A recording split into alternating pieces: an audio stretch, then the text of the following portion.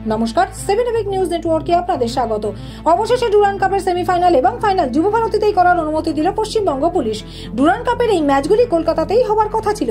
18 August রবিবারেও group পর্বের derby ম্যাচও হওয়ার কথা ছিল যুব ভারতীতে, কিন্তু আরজিকর কাণ্ড নিয়ে যেভাবে জনরোষ আছড়ে পড়েছে শহর কলকাতা সহ গোটা রাজ্য জুড়ে, সেই পরিস্থিতিতে নিরাপত্তার স্বার্থে বহু প্রতীক্ষিত ইস্টবেঙ্গল এবং মোহনবাগানের সেই ম্যাচ বাতিল করা হয়। আর বাকি ম্যাচগুলিও কলকাতা থেকে সরে যাওয়ার সম্ভাবনা দেখা দেয়।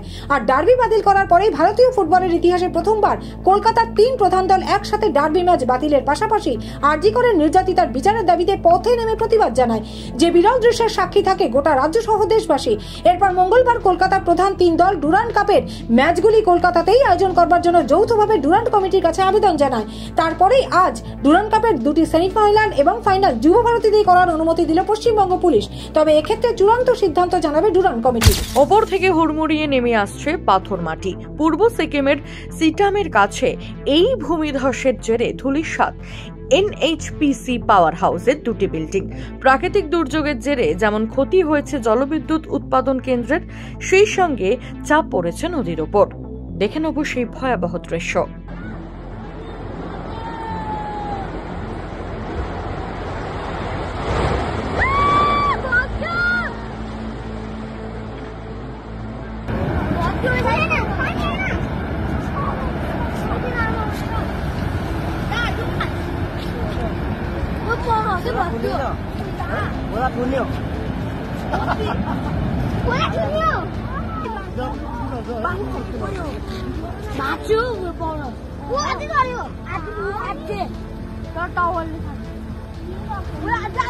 তিলোত্তমার বিচার চেয়ে এবার প্রতিবাদে পথে নামলেন জুনিয়র এক্সিকিউটিভ পড়ুয়ারা।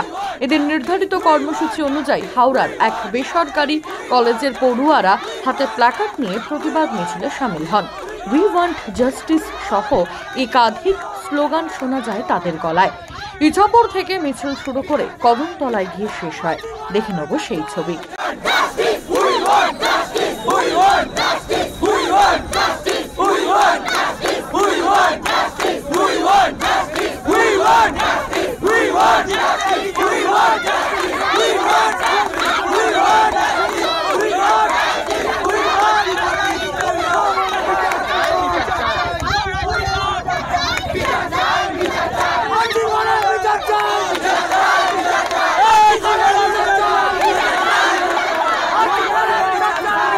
মহিলা চিকিৎসকের নৃশংস মৃত্যু আর বারংবার পথে নেমে সেই ঘটনার সঠিক বিচারের দাবি জানাচ্ছেন আইনজীবীরা।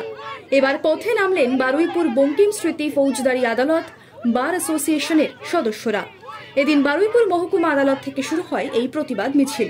এরপর বারুইপুরের রাজপথ কার্যত দখল করে হাতে প্ল্যাকার্ড নিয়ে জাস্টিস ফর আরজিকর স্লোগান তুললেন বার অ্যাসোসিয়েশনের সদস্যরা। শেষমেশ আবার বারুইপুর মহকুমা আদালতের সামনে গিয়ে শেষ হয় এদিনের বিক্ষোভ কর্মসূচি।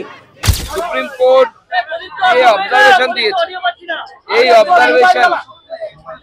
এই অবজারভেশনের পর এই রাজ্যের যিনি সিপি আছেন তিনি কতটা নির্লজ্জ হলে পরে তিনি তার পদে থাকেন, এবং মুখ্যমন্ত্রী কতটা নির্লজ্জ যে উনি সিপি কে বরখাস্ত করছেন না। কোর্ট আরজি করে সুরক্ষার দায়িত্ব কেন্দ্রীয় বাহিনীকে দিয়েছে, এবং এই আদেশ প্রমাণ করছে যে রাজ্য প্রশাসনের উপর কোর্টের ভারতবর্ষের সর্বোচ্চ ন্যায়ালয়ের 1% বিশ্বাস নেই।